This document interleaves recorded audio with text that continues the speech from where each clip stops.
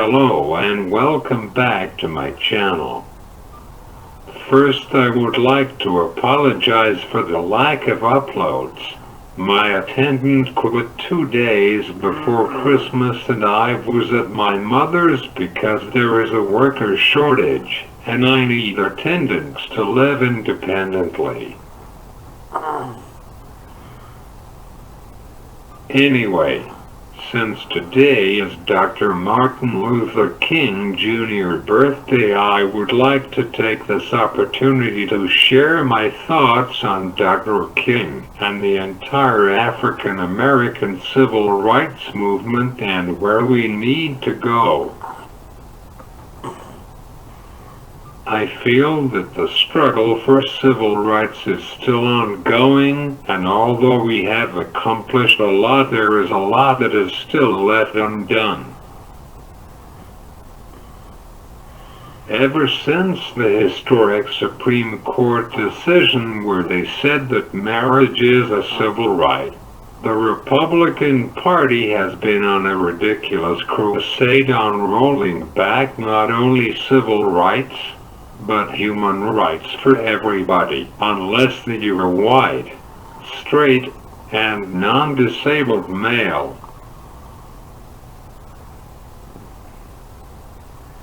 The 2 Supreme Court justices that the last president pushed through the Senate hope to turn back the clock on marriage equality, on Medicaid, on vaccine mandate and other important reforms that will help all Americans. Make no mistake, we are at war. As I watched the January 6th memorial tributes, which should have been nonpartisan, I noticed the lack of Republican leadership. I felt angry because the mob that attacked the United States Capitol a year ago would not ask members of Congress what party affiliations you were.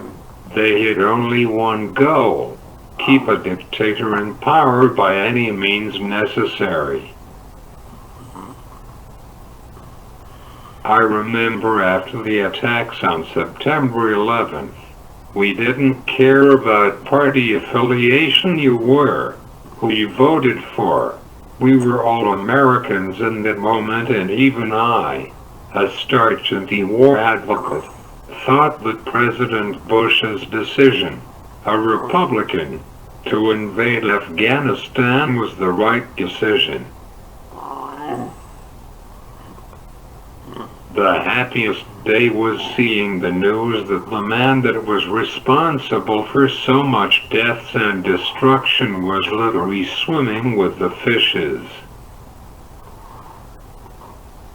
But when the entire disrespect of flag movement started because the police shot Trayvon Martin, a black boy, I knew it was a distraction from the real problems facing America.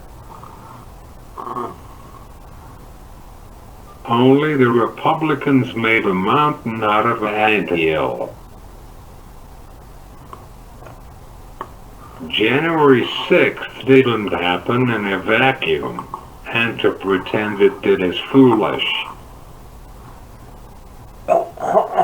It wasn't just about overturning an election and undermining our democracy.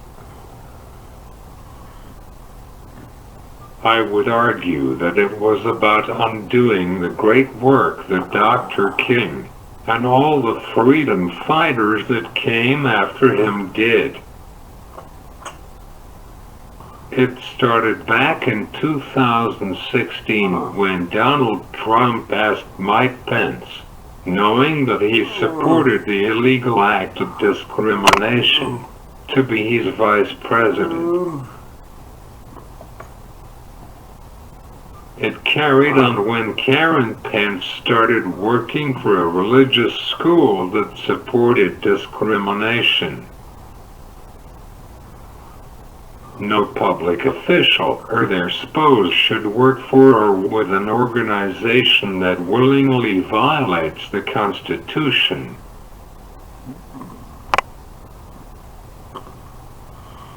That, I'm sorry, should have been a disqualification, because when you place your hand on the Bible or any sacred text and take an oath to protect, promote, and defend the Constitution, you should be able to follow through with no alternative motives.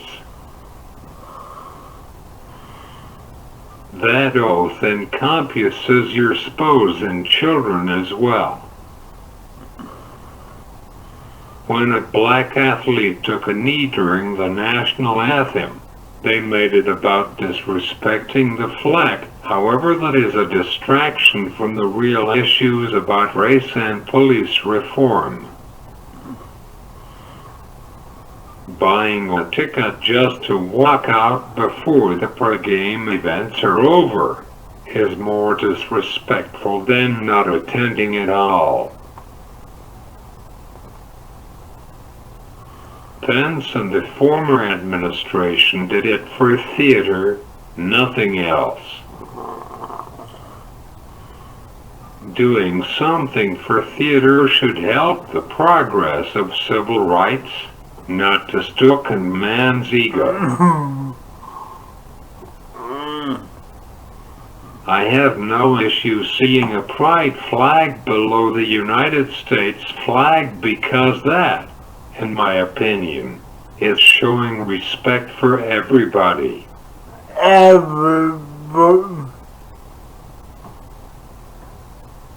When they made a huge deal about Pence leaving the game because the team took a knee before, not during the national anthem, but before, I think I knew what was going on, because I said so what?